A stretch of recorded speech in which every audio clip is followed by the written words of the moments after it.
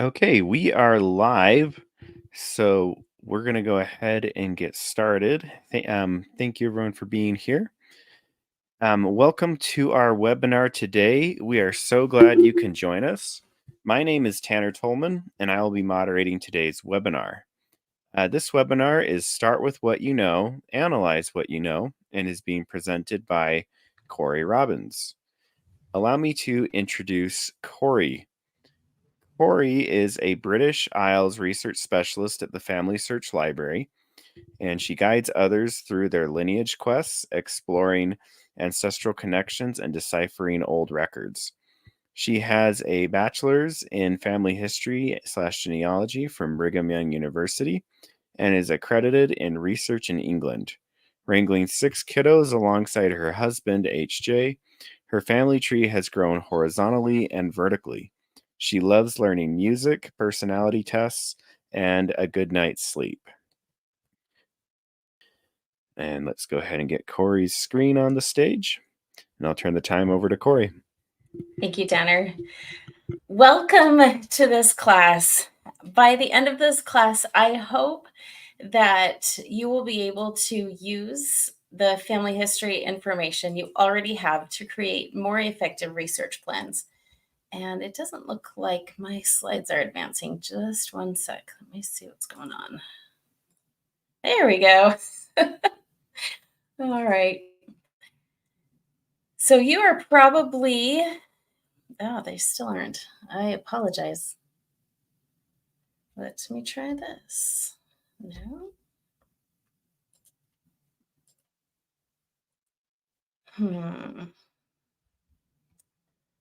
Hang on. See. Okay, maybe we have to do it this way.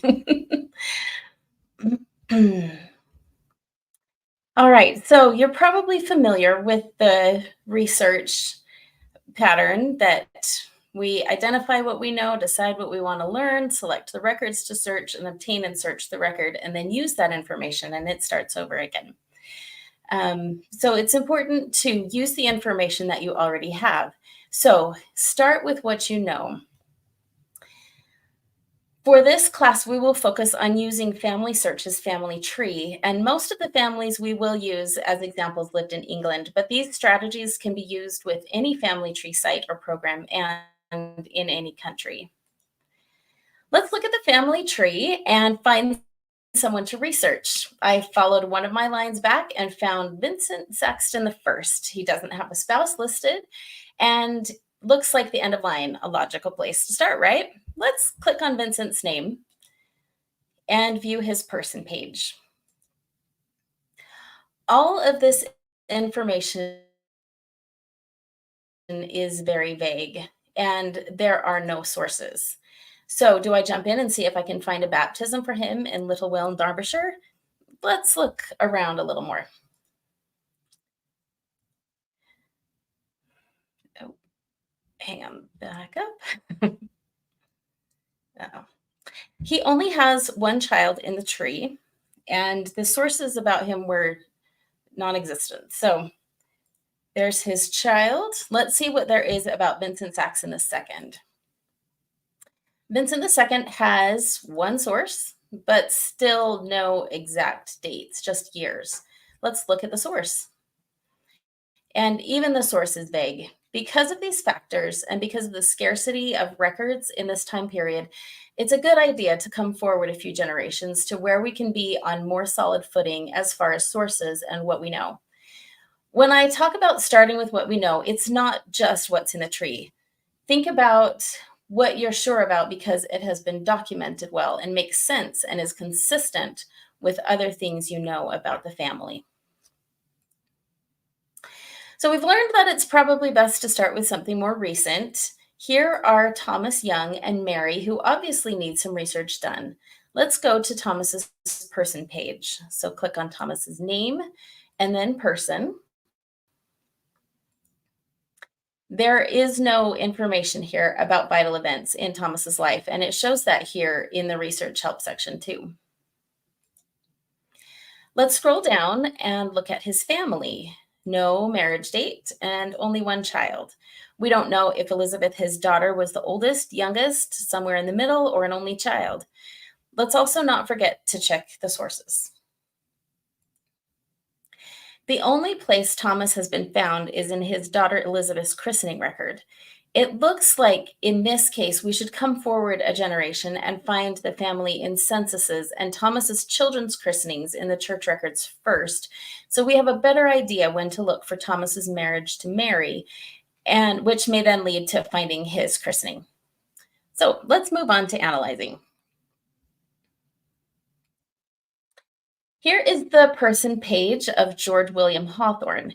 His vital information looks pretty good. He was born before England started doing birth certificates in 1837, so it's not surprising that the birth date isn't exact. The residences make sense.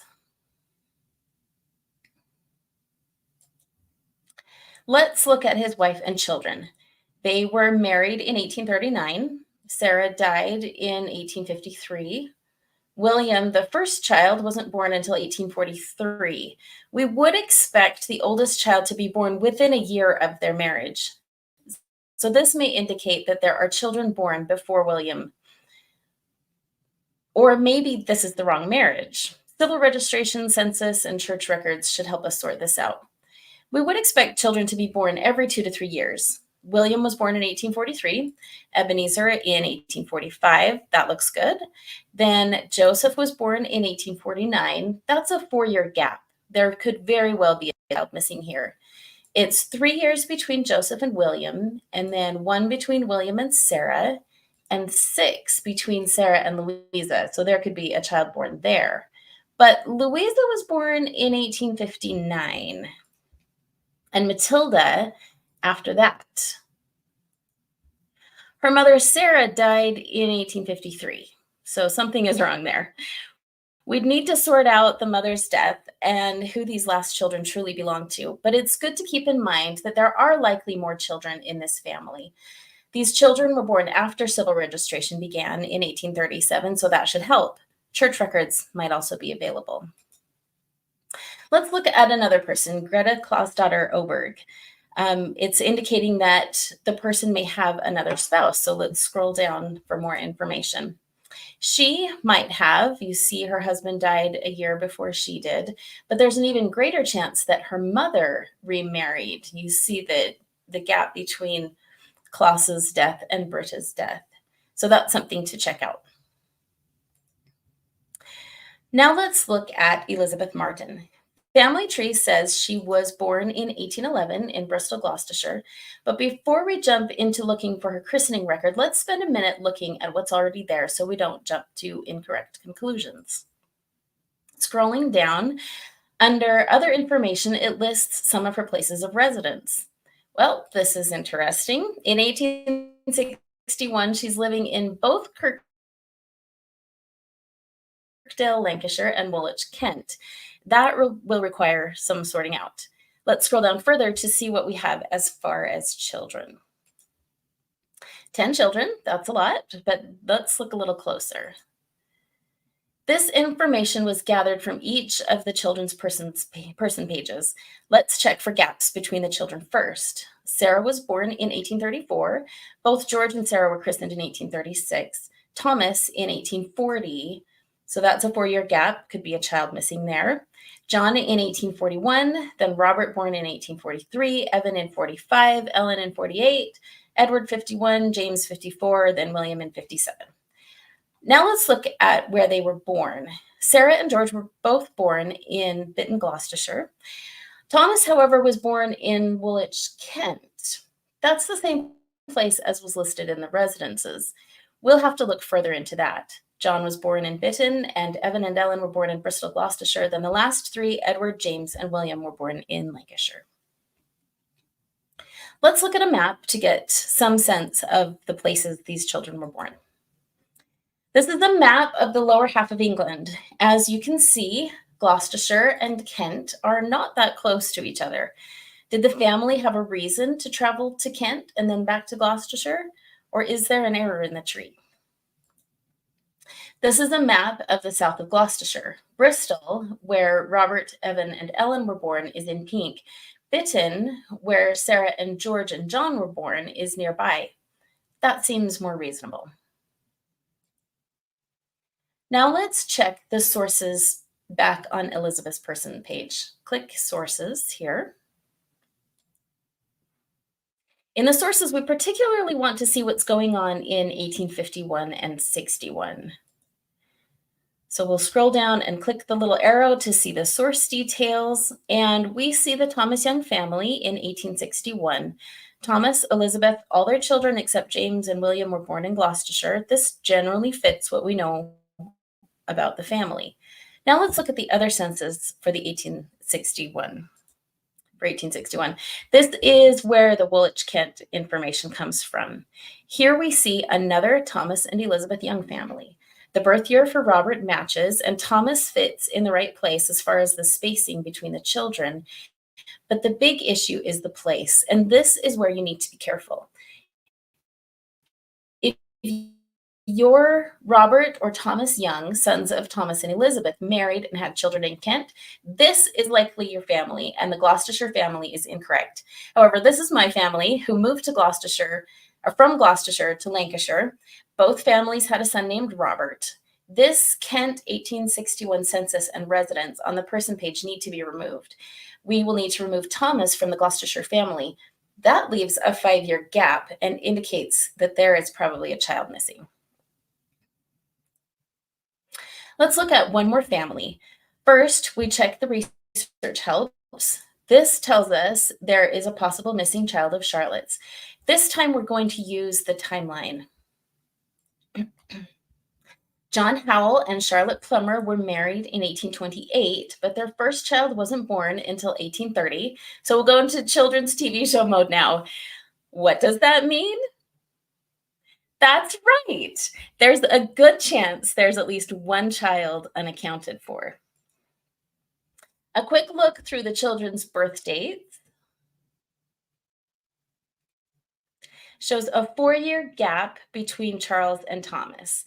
There might be a missing child there. Between Thomas and Harriet, there are 4 years. Harriet and Walter, 3, and another 3-year gap between Walter and John. There is a 6-year gap between Walter and Fanny. However, let's take a closer look at Fanny. She was born in 1855. Mom Charlotte was born in 1805, so she would have been 49 when Fanny was born. Impossible? No. Improbable? Yes. So it would be wise to look into this to make sure Fanny actually belongs to John and Charlotte. Census records could help. Check the sources, church records, and civil registration. Those records will tell us who her parents are. So some tips on finding these issues in the tree and some research helps. Using the fan chart is a good way to find research helps. If it doesn't default to the fan chart, you can click on the drop-down menu to choose that fan chart. And this is what it defaults to with just the colored lines on each of the lines. And then if we choose research helps from this drop-down menu, or from this menu, it changes color. And so we've got red, which indicates data problems, which is non-standardized stuff, like the dates aren't standardized, it's not a standardized place, things like that. Blue are record hints. This can be awesome, but use this with caution. If you're not sure if a hint really matches the person, then maybe wait to add it, because if you add a bad hint, it could lead to more bad hints, which leads to researching on the wrong line. Anyway, it can be good, but use with caution.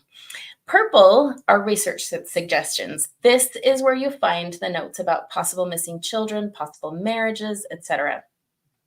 So let's see what the research suggestions are for Anna Catherine Andersdotter. So we'll click on her and then her person page. And right here in the research help, it says the person may have another spouse. So it doesn't mean that she did have another spouse, but there's enough difference between when her husband died and when she died that it's possible. So it's good to look for that. And now Gertrude Neal's daughter,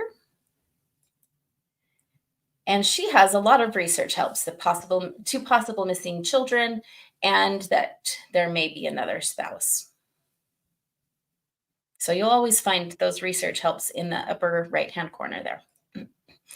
Another tool is Goldie May. They have what's called a subway map. And so here we're looking at William Latham, and Goldie May is over there on the right. And the time is on the bottom, and places are going up the side. And so you can see there's this odd random dot in the midst of, and these ones going back and forth. So you should generally expect to see your ancestors moving in logical ways. So this random dot may mean that we need to do some more research. So that's an easy visual way to see if there's something inconsistent in what's on the tree. So just to recap, start with what you know. Start on a solid sourced line before you build more of your family tree. You want a good foundation. This, not this. And analyze what you know. Look for consistent places and times. Do they make sense? Use a map if you need to. If you come across multiple places, is there evidence that they moved, for example? Look for gaps between children. The first child should be born anytime within a year after the marriage, with the following children being born every 2 to 3 years. Be aware of the age of the parents, particularly the mother, and be suspicious of any children born after she is 45. And then analyze what you know. Are the parents' death dates versus the children's birth dates, do they make sense? The ages of the husband and wife, do they are they similar in age? Yet it's not all the time, but they are generally relatively close in age. So now it's your turn.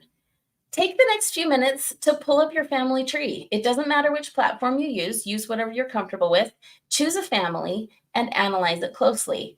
Look at the research help section in the upper left of the details page for any research suggestions, for example, on family search. So we'll just take 5 minutes and pull that up, and let's see what you can find.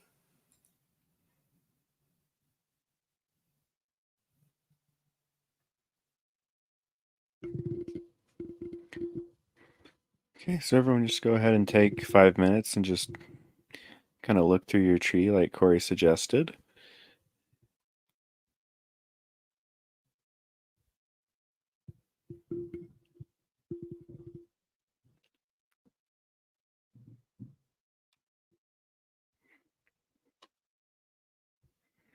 Marty's asking how to get to the Goldie May subway map. Oh, that is at a site called goldiemay.com. GOLDIEMAY.com. It's not something that Family Search put out, but it works with Family Search, and it's a good tool to use. Thank you. Mm-hmm.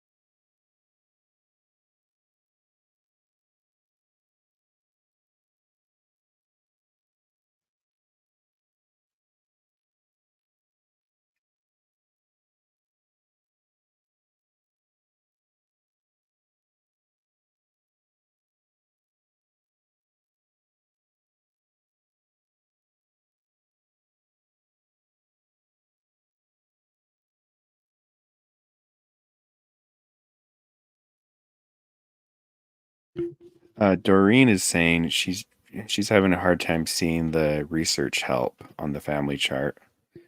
So Okay. she's just Yeah, make sure that you use those. There's a little button that has sliders on it up in the upper right hand corner, and that's where you can select research help. And sometimes some trees don't, not all trees have it. So um,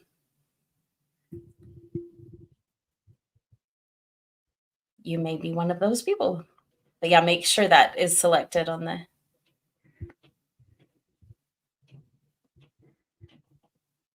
Awesome. Do you want to just explain? Phyllis is just wondering why there's no sound. Can you just explain the assignment to her again? Oh, yeah, this is your homework. You've got 5 minutes of homework. Just look at your tree and see if you can analyze a family or two to see if there are any gaps in the children or if there's places that don't make sense and things like that. So that's what we're doing. Thank you. Mhm.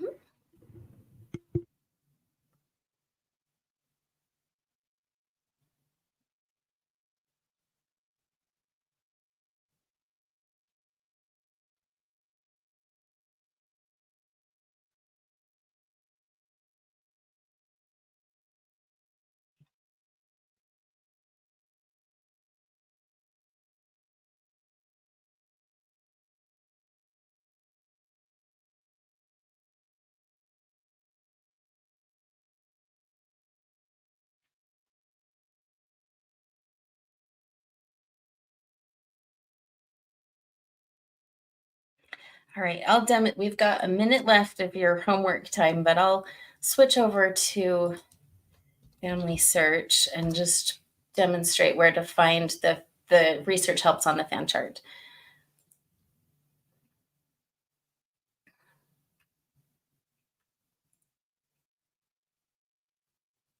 So it'll just take me a minute to pull that up. Latter Day Dad on YouTube just says you may want to mention Goldie May as an add-on to the browser. So thank you for clarifying Yes, that to thanks. people. Yep.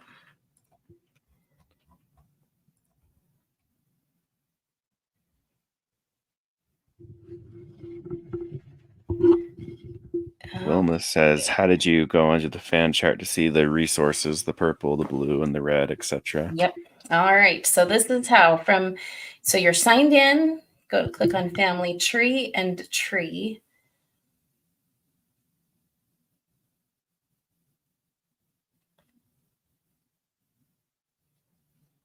And mine has defaulted to the fan chart. If it doesn't, go ahead and you can select it on this one. And then oh, it reloaded. And then to get to this menu here, you click on these little slider buttons. That turns it off, but that'll turn it on. And then it's this bottom one, the research helps. All right.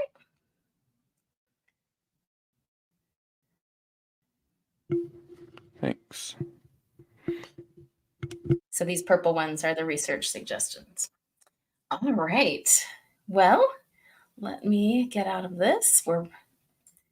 And then do you have any other questions? See if I can advance it. Um, yeah, Irene says, how do you find out who disconnected a parent from a child and put another person in as that child? So, like, how do you find out who made a change or Yeah. swapped out a parent? Okay. Yeah, I should not have closed my browser just a sec. So there is, while I'm getting up to it, let's see if this is it. Nope. While I'm getting there.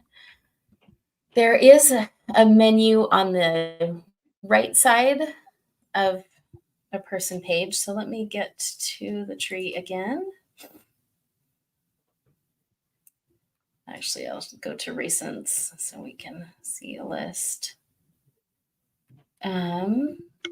So let's go to Annie Hill here.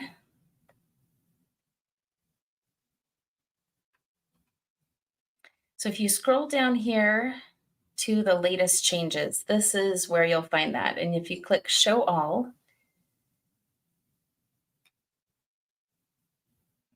gives you a list of all of these, and some of them you can restore if something was deleted that should not have been.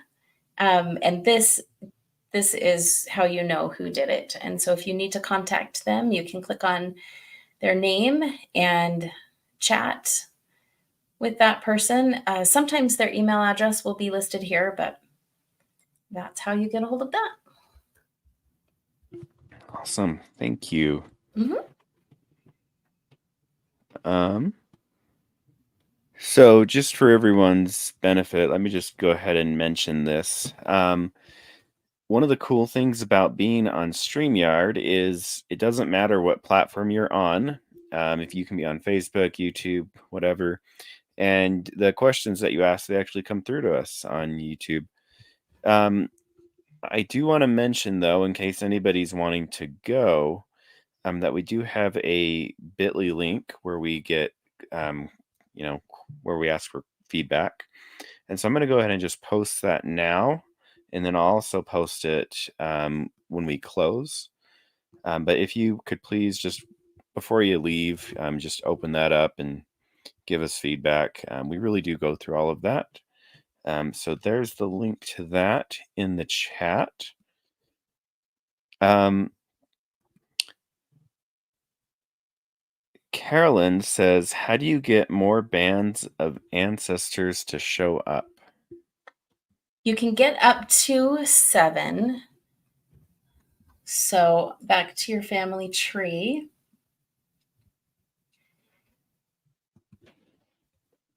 Or is it 9? Nope, it's 7. So that's again on the slider, and then you'll have your choices of generations. Yep.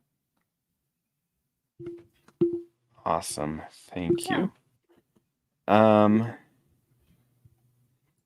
Okay, Catherine says, person may have another spouse, but you know she didn't. How do you get that to go away? Mhm. Yep. So let's go back to, I think it was Greta that we looked at.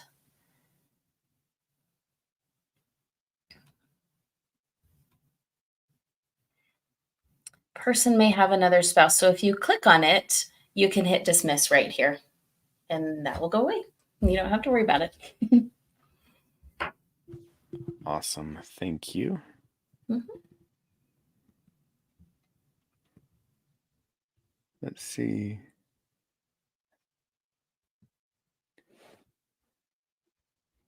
If you want to raise the quality grade on a profile, what are the key sources to add?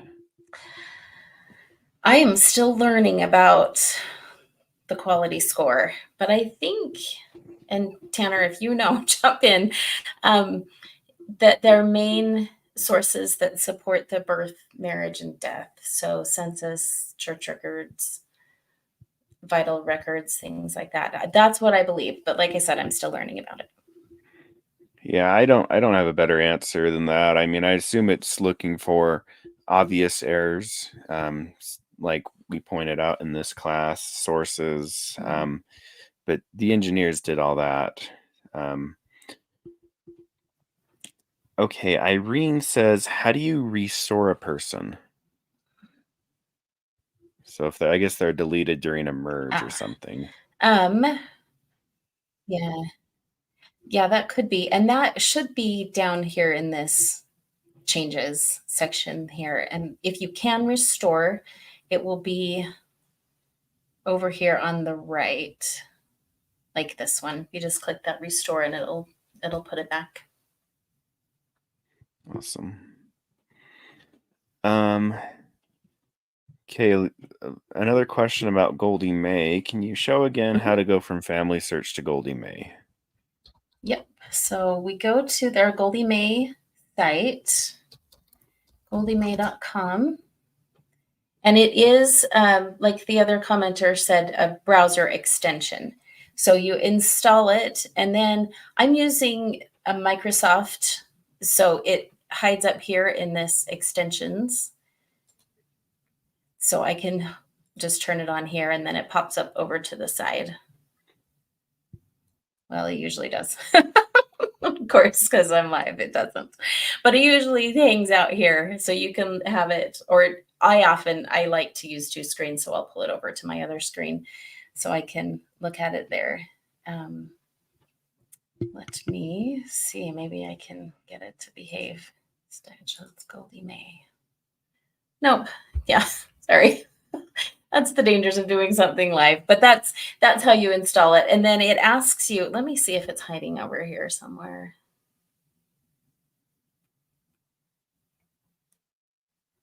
Nope, it doesn't look like it. Yeah. So you can have it up both. It will have you log into your Family Search account.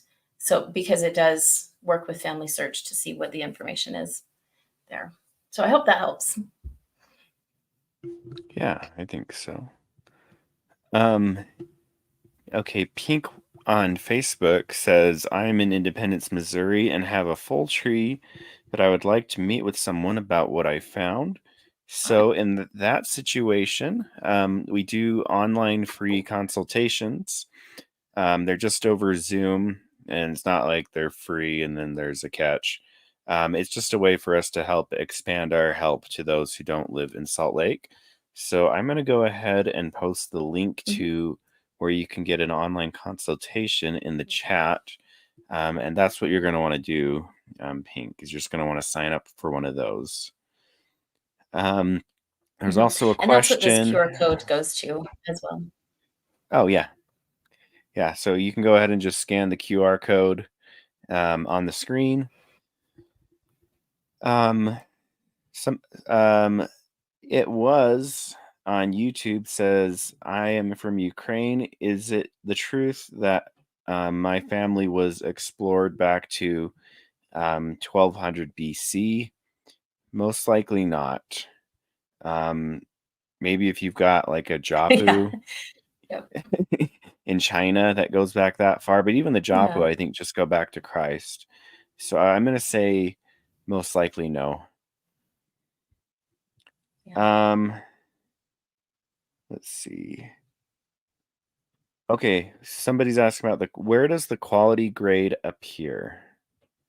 That is on, it's something you need to turn on. Let me go back to Greta here. The quality score is here, and they haven't, it is still actually an experimental thing. So if you go to Family Search Home or familysearch.org/labs, as long as you're signed in, if you scroll down over on the right side here, I'm doing it too fast. Here we go. Family Search Labs. So you can view the experiments. These are things that we're working on currently and want to get feedback for. So they're not perfect. They're just the beta versions. And it is this profile quality score. So you can turn it on here. It works really well for US and most British ancestors, and they're working on getting it for the rest of the world currently. But yeah, it's cool to play with, and maybe we can find the answer there, but nope, it's just taking me to a person page. So President Lincoln has a high quality score. Yes, President Lincoln. Yeah, Abraham Lincoln. He's kind of the demo person, so I'm sure the Yep. engineers wanted to just make him perfect. Yeah. Um, Yep. let's see.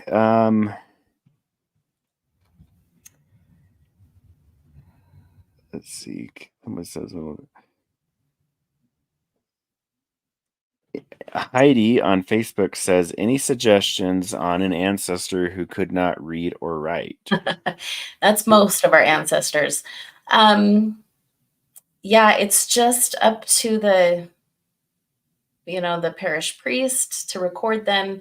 Um, Watch out for spelling variations. If it sounds the same, it's probably the same, even if it's spelled 5 different ways. So keep that in mind as you're searching, especially on online databases, as the spelling could be very different depending on the record.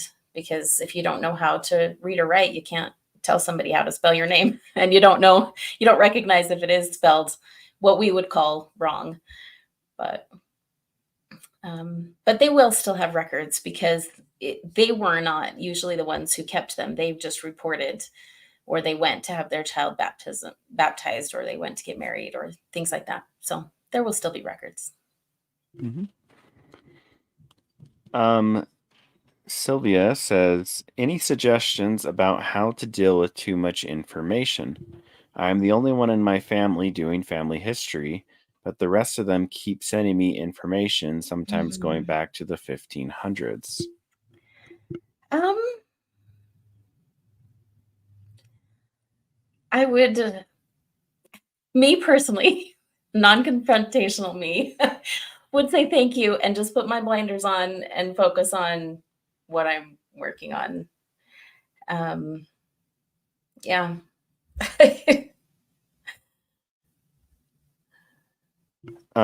Patty on Facebook says, sometimes when she clicks on a source, there are unfinished attachments. How do you Yes. attach that record? Let's see if I have any with unfinished attachments. Let's see. Let me go back to my tree. You basically click on the unfinished attachments. Um, that means I think that he might have. No, it is. I think it's Thomas. We'll see.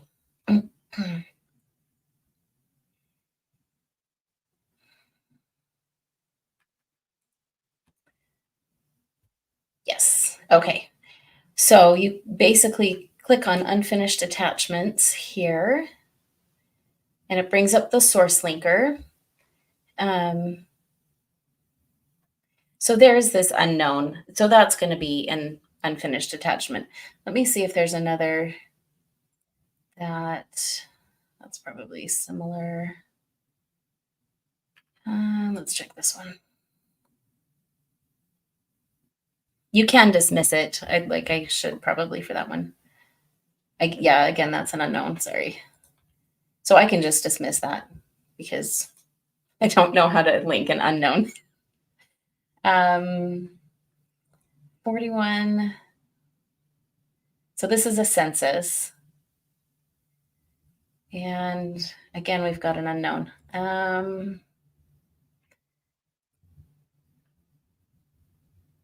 I think it is this one. They had a grandchild living with them.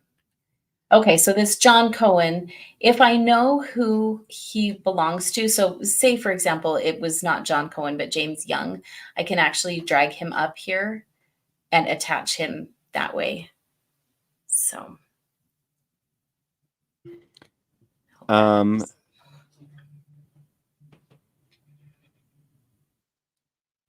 Y Chromosome Music on YouTube says, any suggestions for microfilm of Spread Eagle Parish Book where one half of the page is cut in half on the film? Usually the other part of the page is the previous or following image. If it's not there,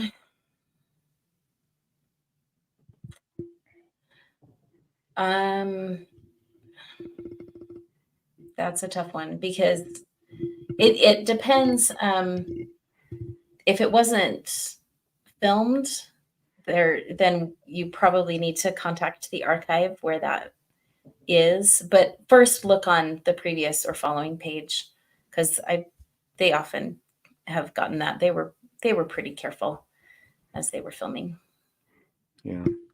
If not, just contact the archive and just say, please rescan this page again. Yeah. Yep. Um,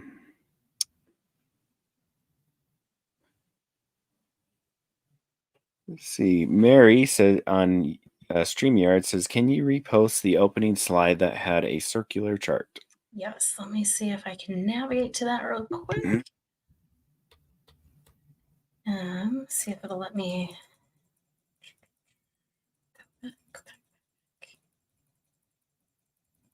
Might take a minute. The research. I'm guessing it was like that second slide or third. Almost there. There you go. Awesome. Okay, I think we've hit all the questions. So if you asked a question and I missed it, please go ahead and just post it into the chat again, and we'll hit it because it may have just gotten buried with all the chat coming in from all the different platforms. Um, but otherwise, thank you so much to everyone who joined us today. And our next presentation is going to be on Thursday, so September 19th. And that is going to be Finding Your Ancestors' Origin Story, Strategies for U.S. Immigration Research. And it's going to be presented by Alyssa Martinez. I'm going to go ahead and post the little bit.ly link for the feedback again. So if you guys could please just fill that out on your way out, that's really helpful.